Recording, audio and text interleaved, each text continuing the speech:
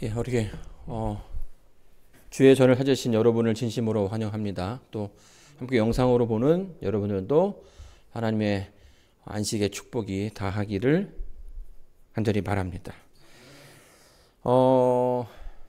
지금으로부터 한 7년, 8년 전에 교회 이슈가 교회뿐만 아니라 이제 그 바깥에까지도 이렇게 전해져 가지고 큰 어떤 그 이슈를 만들었던 그런 적이 있습니다. 요즘은 교회의 문제들이 하나 두 개가 아니라서 다 이제 기억하실지 모르겠지만, 지금 이제 이 장면이, 여기가 이제 명성교회, 한국에 가게 되면 명성교회라고 있는데 그 명성교회가 등록 신자만 10만 명입니다. 굉장히 많죠. 물론 이제 10만 명이 다 나올 거라고 생각하지는 않지만 등록하는 신자가 10만 명입니다. 근데 그 명성교회 담임 목사가 누구였냐면 김삼환 목사님이었는데, 이분이 2017년에 은퇴를 하게 됩니다. 그리고 이제 지금 서 있는 계신 분이 김삼환 목사고요. 이제 그 바톤을 이어서 저희 교회가 임종 목사님을 대신해서 제가 이제 온 것처럼 이 다음에 아주 젊은 목사가 왔습니다. 그 목사의 이름은 김하나 목사였죠. 근데 아주 자연스러운, 그러니까 목회가 이렇게 연결되는 아주 자연스러운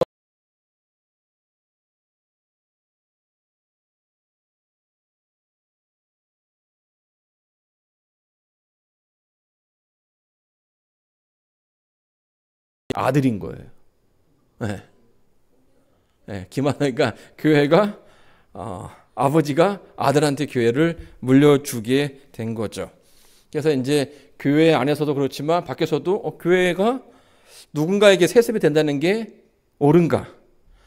물론 이제 김일성이 북한을 김정일에게 물려주고 또 김정일이 김정남에게 물려주고 뭐 이런 거는 가능하다라고 생각합니다. 또 기업이 어느 가족들이 그 아버지가 그 아들에게 또 아들이 또 그 아들에게 물려주는 것도 가능하고, 심지어는 지역 선거구도 된다는 보장은 없지만 부모의 어떤 그 영향력 있는 사람이 또 자식에게 그 지역구를 넘겨줄 수도 있는 거죠.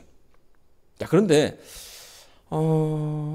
다른 것도 아니고 교회를 이렇게 세습해도 되는가라는 것에 대해서는 목회적인 그 마인드로는 저는 아직까지도 좀 잘 이해가 되지 않습니다. 다행스러운 것은 저는 아들이 없어서 물려줄 수 없어서 다행인 거는 같습니다. 성경에서 침례 요한을 이렇게 묘사를 하죠. 광야에 외치는 자의 소리. 우리 성경 말씀 마태복음 3장 3절에 있는 말씀을 한번 다 같이 읽어보도록 하겠습니다. 읽겠습니다. 시작. 저는 선지자 이사야로 말씀하신 자라. 일렀을 광야에 외치는 자의 소리가 있어 가로되 너희는 주의 길을 예비하라. 그의 첩경을 평탄케 하라 하였느니라. 성경에서 침례 요한을 뭐라고 설명하냐면 광야에 외치는 자의 소리라고 설명하고 있는 겁니다. 그러니까 외치는 자가 아니라 외치는 자의 소리예요, 소리. 왜 성경은 침례 요한을 소리로 설명하고 있는 걸까요? 이 소리를 보게 되면요, 사실 소리라는 것은 실체가 없죠. 그러니까 모습이 보이지 않는 채에 그것이 이제 이렇게 왔다 갔다 하는 것만 귀를 들을 수 있다라는 겁니다. 이게 좀 성경의 표현이 사람을 소리에 이렇게 비유한다라는 것이 좀 굉장히 특이한 그런 부분이지만, 성경은 분명하게 침례 요한은 외치는 자가 아니라 외치는 자의 소리라고 이야기하는 거죠. 들을 수는 있지만 그 실체는 없다라는 말입니다. 또 그 소리에는 메시지가 담겨져 있다라고 이해하시면 되겠습니다. 그러나 그 메시지는 자기의 메시지가 아니라 누군가의 메시지인 거죠. 그 외치는 사람의 메시지를 전해지는 것, 전하는 것, 이게 이제 소리의 목적인 것입니다. 그리고 그 소리는요, 이렇게 바라게 되면 그 다음에는 어떻게 됩니까? 사라지게 되는 거죠. 그래서 성경에서 침례 요한을 소리라고 묘사한 것은 좀 굉장히 특이한 부분이라고 생각합니다. 자, 그렇다면 왜 성경은 이 침례 요한을 사라지는 존재, 실체가 없는 존재로 설명하는 걸까요? 2000년 15년에 이 중국이 아주 큰 떠들썩한 그런 일이 있었습니다. 이제 이게 뭐냐면 이 제갈령이요, 그 삼국지의 주요 가운데 한 사람인데요, 위나라를 정벌하기 위해서 이제 그 전쟁을 해야겠다라고 유비의 아들인 유손에게 자기가 이제 전쟁을 하겠다라고 그 마음을 표현하는 출사표를 던지는 그 구절이 있는데요. 그 구절을 이렇게 비석으로 만들어 놓은 게 있습니다. 국가 보물인 거죠. 근데 거기에 이제 굉장히 막 그 전쟁과 관련된 또 제갈량과 관련된 여러 가지 유품들이 있는데 갑자기 어느 날 그 돌에 이러한 글귀가 써 있는 거예요. 이제 한글로 풀이하면 루페이고 다녀가다. 그리고 거기다가 아주 날카로운 무언가로 이렇게 새겨 놓은 거예요. 그러다가 자기가 갔던 날짜까지도 2015년 몇 월 며칠 루페이고 다녀가다. 근데 여기만 한 게 아니라 거기에 있는 유적 여러 곳에다가 자기 이름을 이렇게 써놓은 거죠. 그래서 막 그냥 중국이 이 사람 다 잡아가지고 뭐 벌을 줘야 되냐 말아야 되냐 막 이렇게 지금 이슈가 됐던 그런 적이 있습니다. 사람들은요, 자기가 유명해지기를 원합니다. 자기의 이름이 남겨지기를 원하죠. 그래서 이게 뭐 중국인뿐만 아니라 뭐 이 세계 아주 유명한 그 유적지를 보게 되면 가끔씩 이렇게 자기의 이름을 써놓고 가는 사람들 때문에 골머리를 앓는 그런 경우들을 보게 됩니다. 물론 이제 호사유피, 인사유명, 호랑이는 가죽을 남기고 사람은 이름을 남긴다 해가지고 뭐 이제 이런 것들을 좋아하는 사람들이 있는지 모르겠습니다. 그럼 뭐 이제 예전에는 입신양명이라 해서 자신의 어떤 나이가 되면 출세해야 된다는 것이 어떤 그 덕 가운데 하나라고 생각을 한 거죠. 그래서 사람들은 저마다 자기가 어떤 부분에 굉장히 유명해지는 것, 자기의 이름이 드러나는 것, 이런 것들을 원한다라는 거예요. 자, 여러분은 여러분의 이름이 어디에 기록되어지기를 원하십니까? 가끔씩 이제 이 교회 안에서도 유명한 목사, 이렇게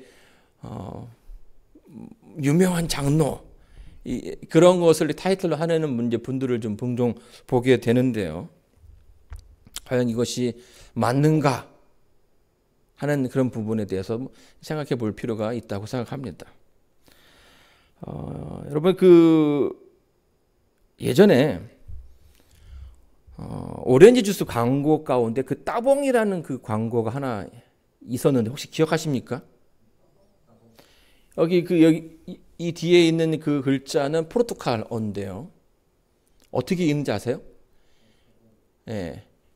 여기 포르투갈어는 ES를 거의 소리를 안 낸다고 합니다. 그러면 이제 따봉이 되는 거죠. 그래서 이제 이 따봉이 아래 글을 보게 되면 따봉은 매우 좋다라는 브라질어인데요. 뭐 실제로는 그냥 그저 괜찮다 이런 건데 이때 이 광고가 전국에 아주 난리가 났습니다. 너무 임팩트가 강해가지고 심지어는 이제 사람들의 좋다라는 자신의 그 마음을 표현할 때에 뭐라고 얘기해요? 따봉이라고 이제 얘기하는 거죠. 따봉이다고 막 이렇게 표현을 합니다. 근데 이제 이 광고가 굉장히 선풍적인 인기를 끌었지만 이게 어떤 그 제품의 그 판매량과 연결되어지진 않았어요.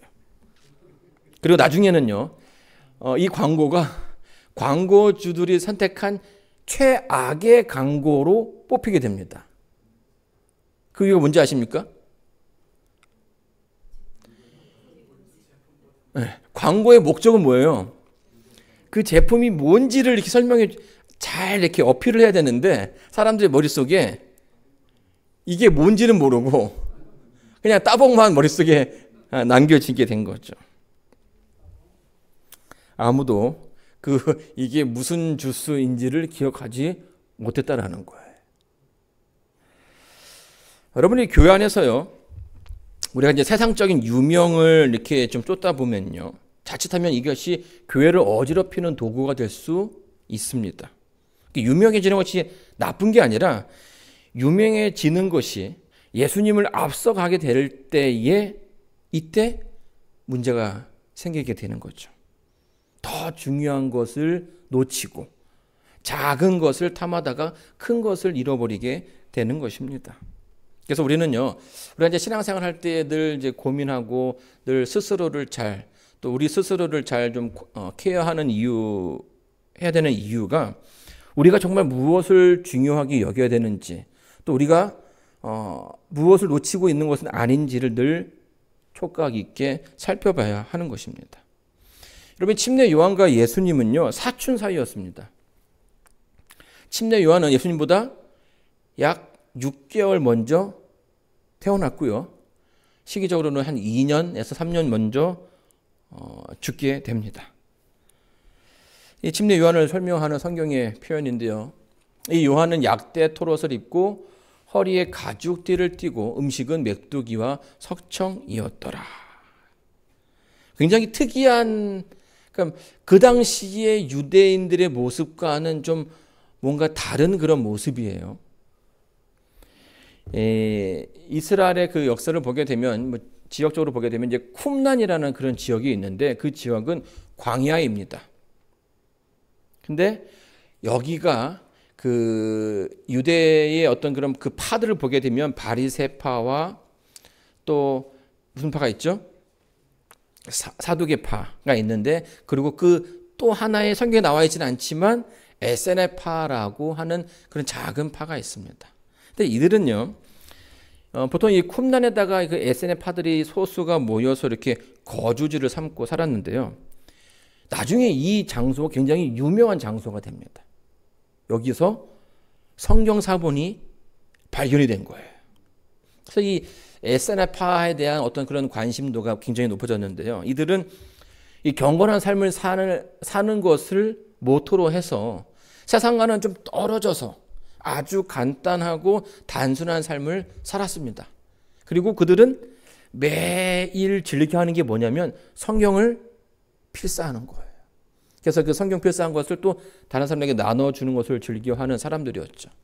여러분 아시는 것처럼 이 성경을 필사한다라는 것이 굉장히 그 유대인들 중에 특별히 그 에세네파인들에게는 굉장히 중요한 일이지 않습니까?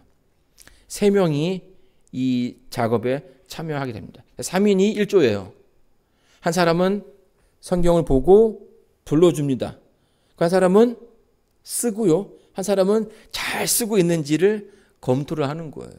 근데 이 사람이 이들이 얼마나 열심히 또 얼마나 어떤 그런 진실한 마음으로 성경을 필사하는지 이렇게 성경을 쓰다가 야훼, 그러니까 하나님의 이름이 나오면 쓰는 거를 멈춥니다.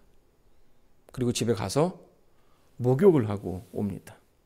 혹시 내가 제땐 마음으로, 제땐 생각으로 그 이름을 쓰지는 않을까? 그래서 나중에는 이제 이 야훼라는 그 이름이, 우리가 이제 야훼라는 이름과 여호와라는 이름이 같은 뜻이거든요. 야훼라는 이름을 부르지 못해서 아도나이라는 그 단어로 쓰다가 야훼라는 그 이름을, 그러니까 어떻게 읽어야 하는지를 나중에 잃어버리게 돼요, 유대인들이. 그 정도로 이 하나님의 그 이름에 대해서 아주 거룩하게 구별했던 이제 그런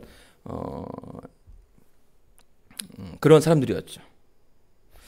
자, 이거 좀 뭔가 경건한 이런 라이프 스타일 때문에 당시 유대인들은 이 에세네파에 있는 사람들을 굉장히 경건한 사람이라고 생각을 했습니다. 그리고 여러분 아시는 것처럼 이 침례 요한이 입었던 그런 복장들이 그들의 어떤 그 단순한 의복을 상징하는 거예요. 거기에다가 침례 요한이 세상이 드러났을 때에 세상에 나와서 뭐라고 그 기별을 전합니까? 회개하라. 천국이 가까웠느니라 라는 기별을 전하죠. 그래서 그 기별이 전해졌을 때에 그러니까 그들의 그 어떤 그 외모적으로 풍기는 그 거룩함과 그 기별과 함께 그 모습을 본 많은 사람들이 엘리야가 온 것은 아닌가라는 생각을 할 정도로 사람들에게 그런 생각을 갖게 했다라는 거예요. 그리고 그 기별에 더 많은 관심을 갖게 되었고 결국 수많은 사람들이 침례 요한의 기별에 따라서 회개하고 다시금 하나님께로 돌이키는 그의 어떤 그 잿된 모습을 버리고 하나님께 돌아가는 그런 모습들을 보여줬죠. 근데 그 숫자들이 얼마나 컸는지 정말 많은 사람들이 침례 요한을 따랐고요.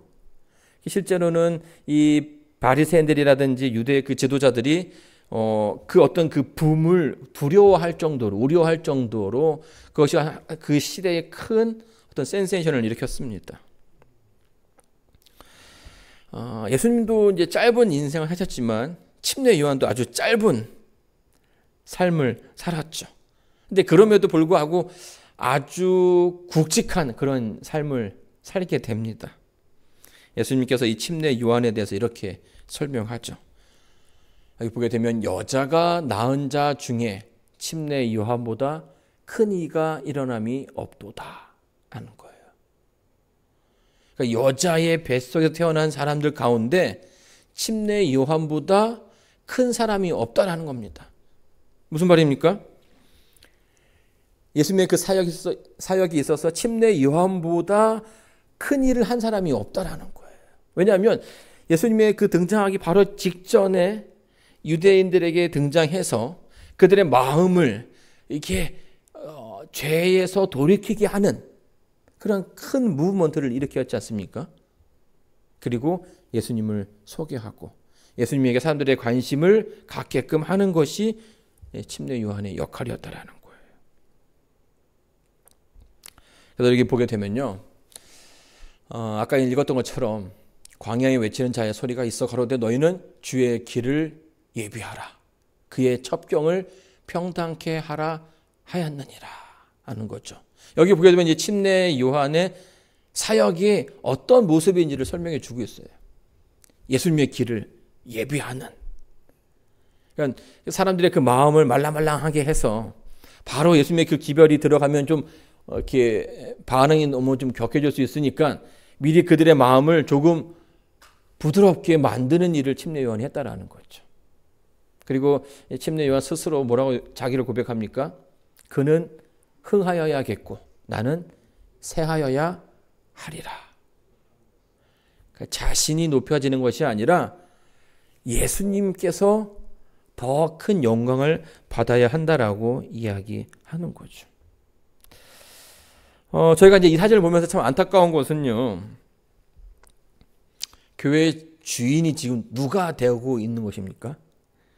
이 두 부자가 되어가고 있는 거죠. 그래서 막 이 사건을 통해서 뭐 교회 안팎으로 이게 맞느냐 틀리느냐, 그래서 막 그들을 그 속해 있던 무슨 그 노회는 아니고요. 하여튼 그 속해 있는 그 교단 안에서도 뭐 어떤 판결을 할 정도로 아주 큰 이슈였습니다. 근데 중요한 것은요, 늘 우리가 이 교회의 주인이 누구인지를 잃어버려서는 안 된다는 것입니다. 이 교회의 주인은 누굽니까? 여러분, 목사가 아니에요.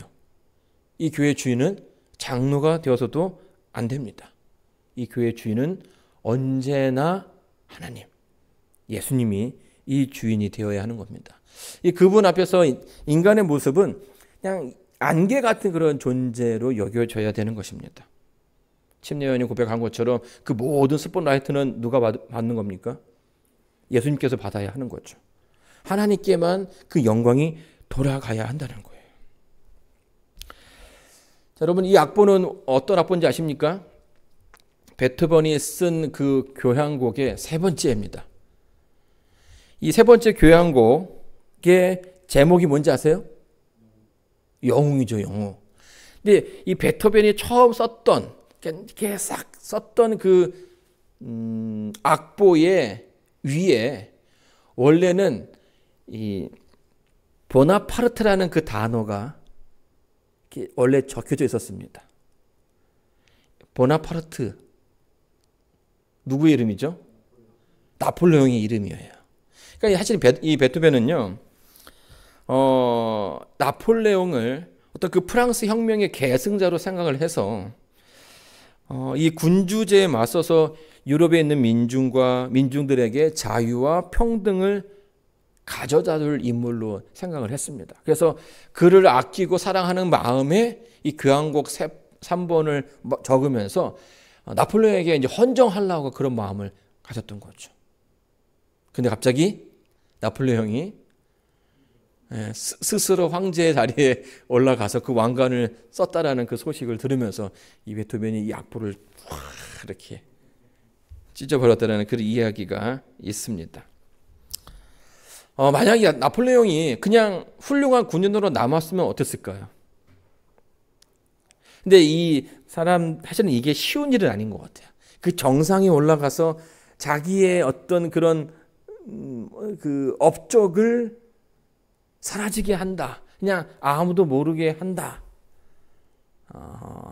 우리가 이제 그것이 모범적인 것이라고 이야기할 수는 모르겠지만 막상 또 그 자리에 가면 그게 쉽지 않은가 봐요.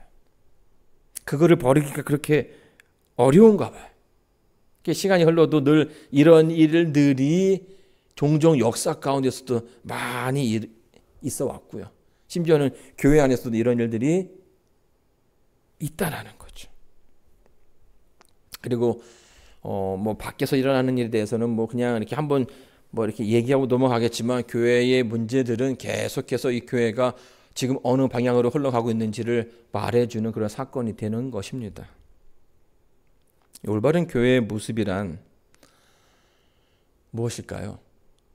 교회가 누가 드러나는 장소야 되는 것입니다. 그러니까 되는지 우리가 확인할 필요가 있습니다.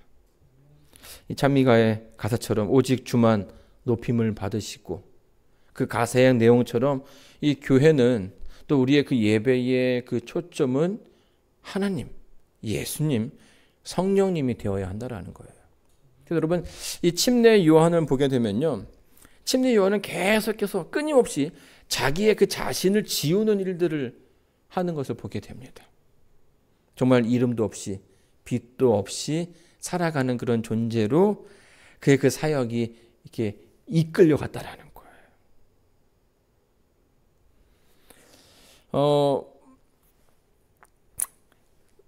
자기의 이름이 드러나기를 좋아하는 사람들, 어쩌면 인간의 어떤 그 성향 가운데 하나일 수 있지만 이제 그런 것들이 이 교회 안에서는 지워져야 되는 모습입니다. 왜냐하면 하나님은 창조주이시고요, 우리는 피조물입니다.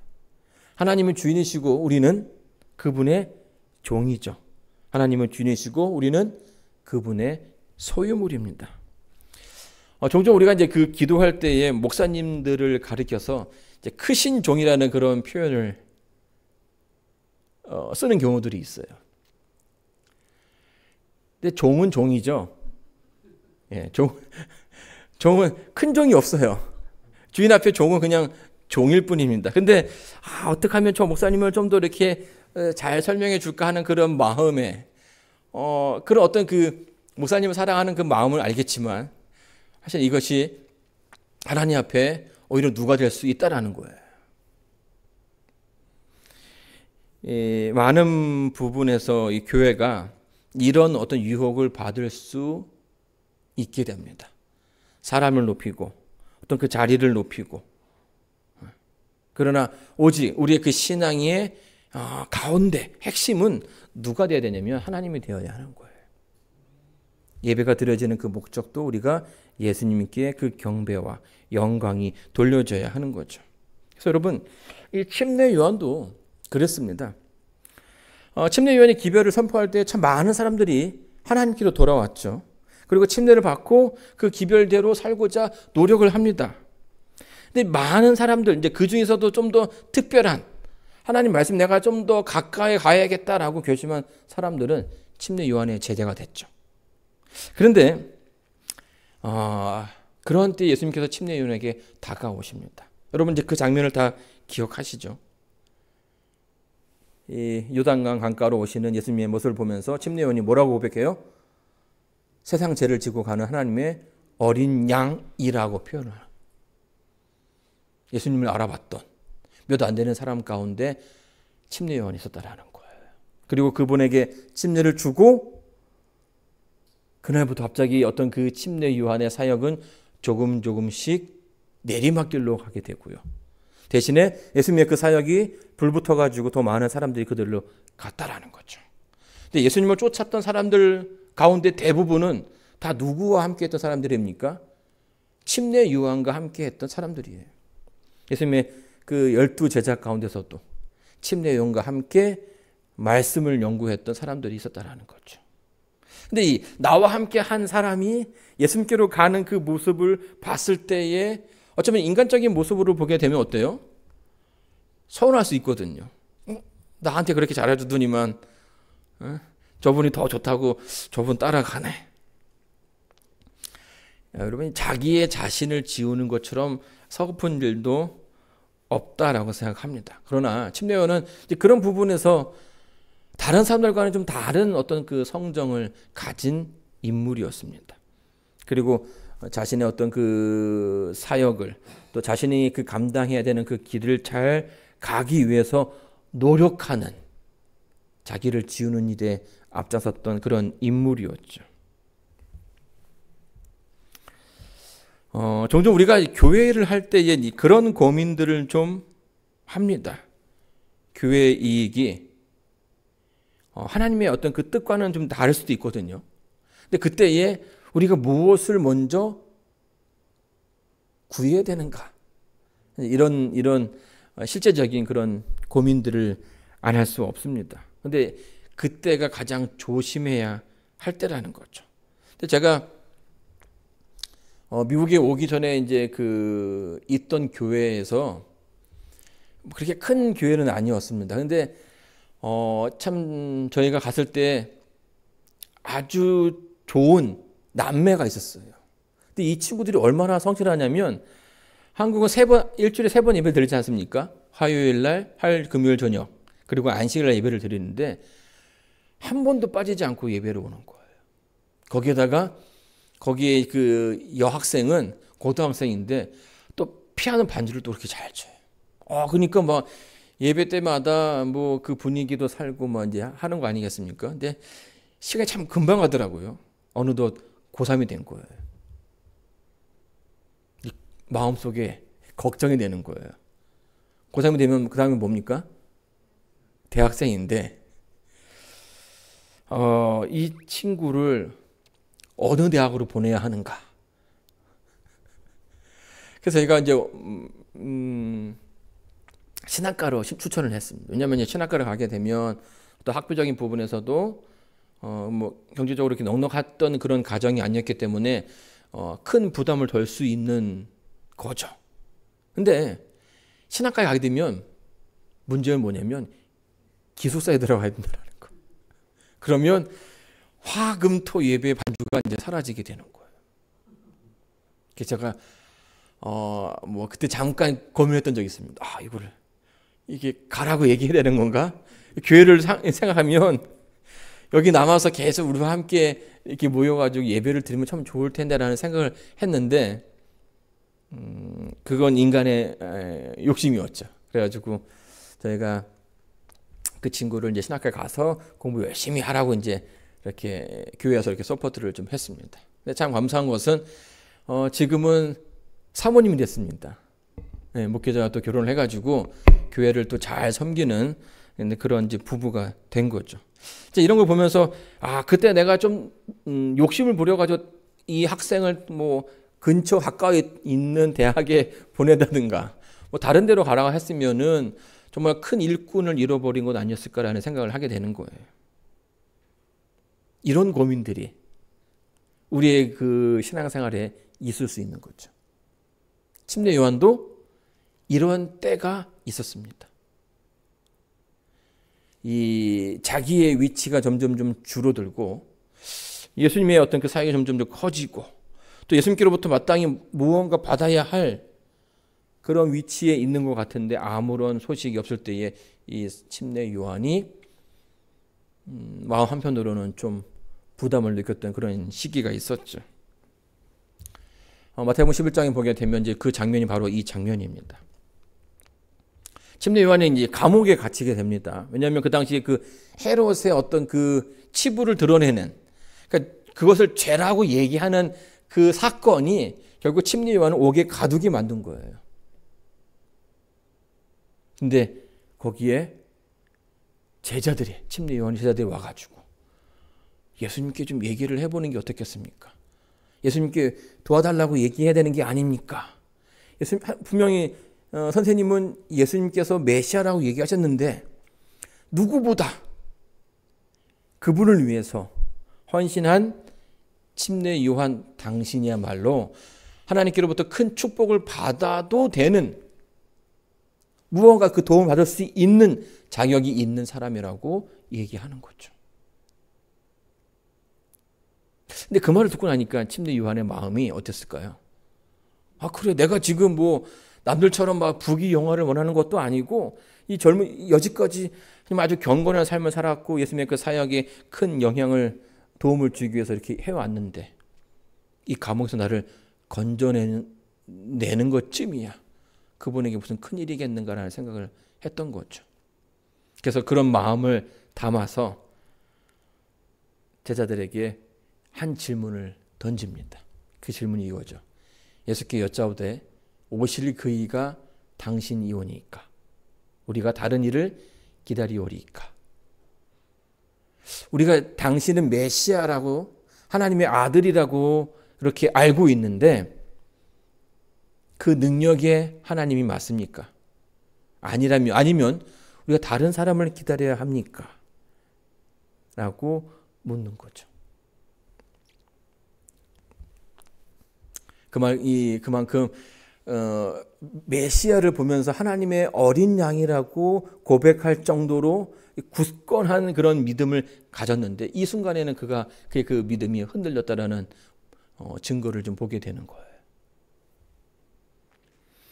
여러분, 침례 요한의 어떤 그 영향력은 굉장했습니다. 왜냐하면 사람들이 침례 요한을 가리켜서 엘리야가 부활한 것은 아닌가라는 생각을 할 정도로 그 기별은 파격적이었고 그의 그 행보 자체가 많은 유대인들에게 귀감이 되는 그런 모습이었죠.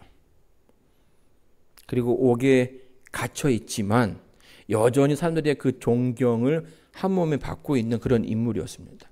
근데 그런 그가 메시아가 거짓이다라고 얘기했다면 하나님의 어떤 그 예수님의 그 사역에 큰 타격을 줄 수 있는 그런 위치에 있었던 그런 인물이었다라는 것입니다. 그런데 그런 가운데 예수님께서 그 침례 요한의 제자들에게 보여줬던 그 답을 들으면서 그가 스스로 지금껏 나의 그 흔들렸던 그 믿음을 다시 보게 되었고 이것이 잘못된 길이었다는 사실을 그가 스스로 깨닫게 됩니다. 그리고 하나님께서 주신 그 길에 순종해야 된다라는 결심을 하게 되었던 거죠. 여러분, 성경의 모세도 이제 그런 인물이었습니다. 여러분, 모세가요 굉장한 아주 능력이 있는 사람이었죠. 그의 그 인생의 그 후반 80세부터 120세의 그 노인이었지만 그 다른 젊은이들에 비해서 뒤지지 않을 그 열정으로 이스라엘 백성들을 애굽에서 가나안으로 이끌었습니다. 그 매 사건마다 그 불평하는 이스라엘을 대신해서 하나님께 중재했고요. 하나님의 그 고귀한 뜻을 또 이스라엘 백성들에게 전하는 그런 일을 했죠. 누구보다 가나안에 들어가도 되는, 가나안에 들어갈 수 있는 그런 역할을 했다라는 거예요. 그런데 신명기에 보게 되면 그 마지막 부분에 이렇게 얘기합니다. 여호와께서 그에게 이르시되 이는 내가 아브라함과 이삭과 야곱에게 맹세하여 그 후손에게 주리라 한 땅이라. 내가 내 눈으로 보게 하였거니와 너는 그리로 건너가지 못하리라 여러분 이때 이 마음이 어땠을까요? 지금 그들의 그 온 이스라엘의 목적지가 가나안이지 않습니까? 하나님의 그 젖과 꿀이 흐르는 그 땅, 그 약속의 땅, 모두가 다 가고 싶어하는 그 땅, 그 땅을 위해서 그들이 40년 동안 광야에서 방황했던 것 아니겠습니까? 이제 그 땅이 눈앞에 보이는 거예요. 근데 거기서 딱 하나님께서 모세야 너는 여기까지다. 여러분 만약에 모세가요 이 순간에 하나님 왜 이러십니까? 라는 그런 그 어떤 그 의문을 품었다면, 그래서 다른 마음을 먹고선 그냥 내가 가겠습니다라고 했다면, 아니면 이스라엘 백성들에게 무언가 하나님에 대해서 악의적인 그런 말을 했다면, 이 가나안 들어가기 직전에 이스라엘 백성들을 큰 위기와 큰 혼란 가운데 둘 수 있는 그런 충분한 인물이었다라는 거예요. 이스라엘 백성들에게 모세는 거의 하나님의 모습으로 비춰지게 됩니다. 하지만 여러분 이때의 모세가 어떻게 합니까? 아무런 그 마음 가운데 하나님을 원망하거나 하나님께 불평하는 그런 모습을 보이지 않았다라는 거예요. 오히려 하나님의 그 명령에 따라서 이해할 수는 없지만 그것이 하나님의 말씀이기 때문에 거기에 순종하는 모습을 보여주죠. 침례 요한도 그런 모습을 보여주게 됩니다. 여러분 침례 요한이 사실 침례 요한의 어떤 그 마지막을 이렇게 보게 되면 굉장히 좀 헛됩니다. 그렇죠? 그가 했던 그 사역에 비해서 그의 그 죽는 모습은 너무나 어이없는 죽음을 당하게 됐죠. 술 취한 아버지가 그 술자리에서 춤을 췄던 그 딸에게 고마워서 준 선물이 뭐예요? 침례 요한의 머리였죠. 대가로 본다면 침례 요한만큼 그야 그 대우받지 못한 이도 없다라고 생각합니다. 그래서 예수님은요 침례 요한의 모습을 보면서 이렇게 고백을 합니다. 내가 진실로 너에게 말하노니 여자가 낳은 자 중에 침례 요한보다 큰 이가 일어남이 없도다. 그러나 천국에서는 극히 작은 자라도 저보다 크니라 하는 거예요.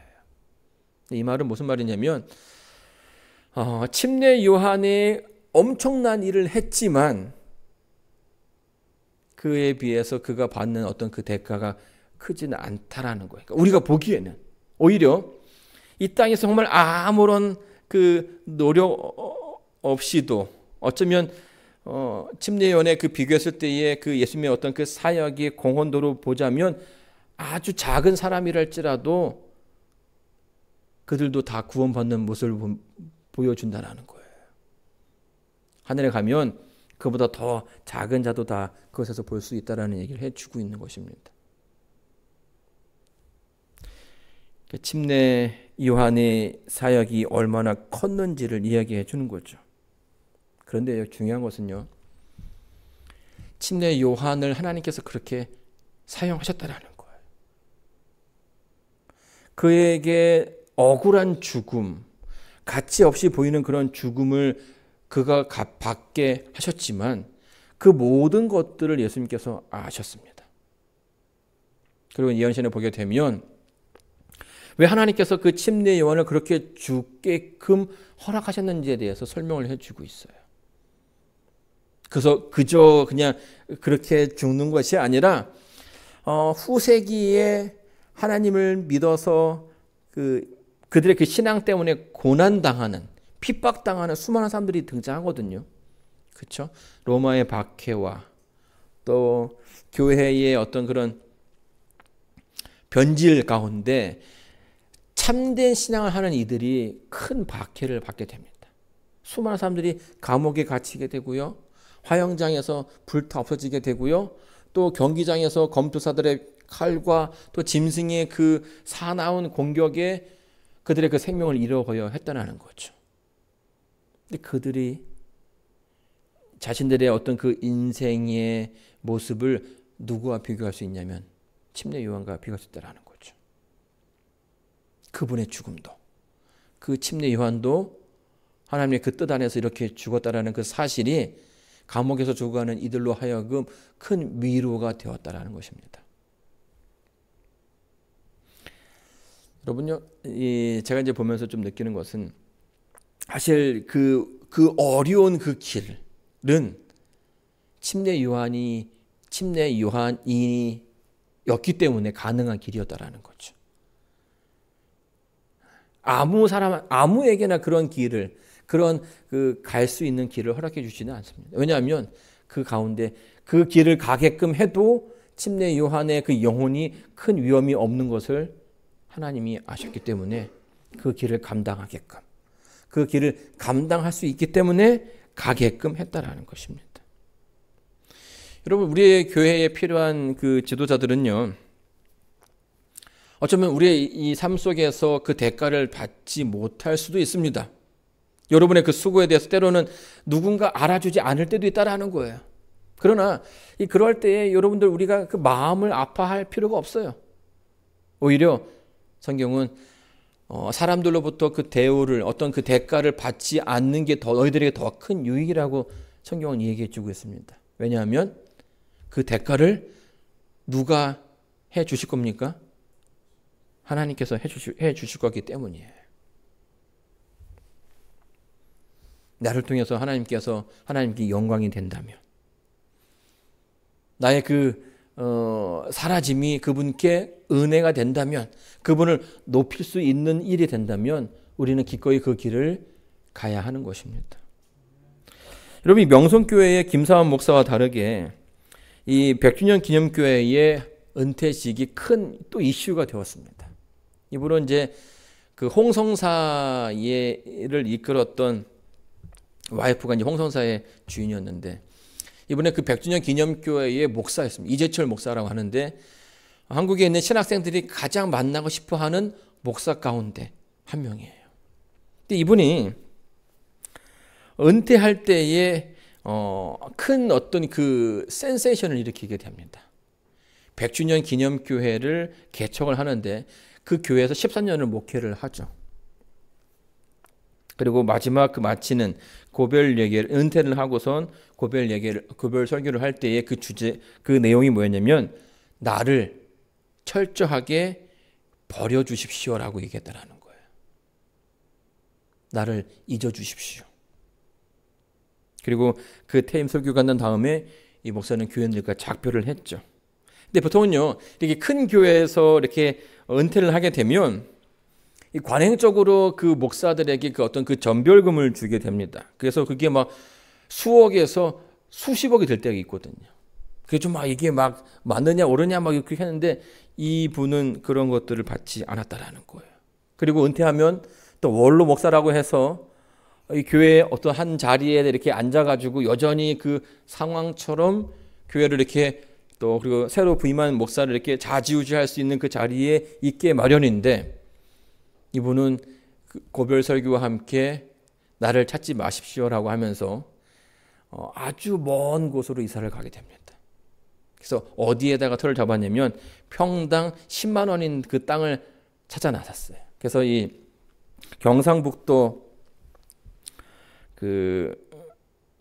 경상북도의 장흥인가요? 하여튼 어느 지역에다가 이렇게 하면서 경남 거창에다가 자리를 마련해가지고 사람들로 오지 못하게끔 아주 깊숙한 곳에, 그 마을 인구가 한 80인밖에 안 되는 그 곳에 가서 사람들과는 원래 있던 교인들과는 먼 상태로 지내고 있다라는 거죠. 그러니까 앞에 처음에 얘기했던 그 교회의 은퇴식과는 사뭇 다른 모습인 것입니다. 이 이야기가 참 많은 사람들에게 큰 감동을 줬다라는 것은 자기가 그 설교하는 대로 사는 사람들이 많지 않다라는 거예요. 그렇죠? 근데 그럼에도 정말 자기의 어떤 그 지분을 요구할 수 있는 그런 입장이었음에도 불구하고 그 모든 것들을 다 버리고 하나님의 말씀대로 그 길을 가고자 하는 목사님의 모습이 누군가에게 큰 감동을 줬다라는 것입니다. 사랑하는 성도 여러분, 오늘 우리의 그 삶 속에서도 이런 모습이 드러나야 되지 않을까 생각을 해보게 됩니다. 우리의 신앙에, 우리의 그 교회 생활에 내 모습은 사라지고 오직 누구만, 오직 하나님과 오직 예수님만이 드러나는, 그분의 그 모습이 드러나고 나는 사라지는 그런 아름다운 교회가, 여러분 섬기는 교회가 되기를 바라면서 오늘 말씀을 마치겠습니다. 기도하겠습니다.